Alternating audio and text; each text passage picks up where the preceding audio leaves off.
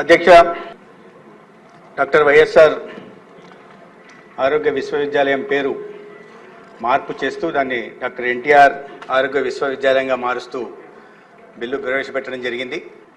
1986లో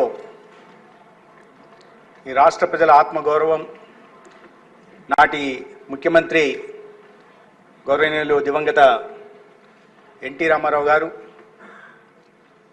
వైద్య, దంత, నర్సింగ్, అదేవిధంగా పారామెడికల్ కోర్సులన్నింటినీ ఒక గొడుగు కిందికి తీసుకొచ్చి ఈ రాష్ట్రంలో విద్యార్థులకి ఒక నాణ్యమైన ఆరోగ్య సేవలను అందించాలనే ఒక సదుద్దేశంతో ఆనాడు యూనివర్సిటీ ఆఫ్ హెల్త్ సర్వీసెస్ని స్థాపించారు. 1996లో దివంగత ఎన్టీ రామారావు గారు వారి మరణానంతరం అటువంటి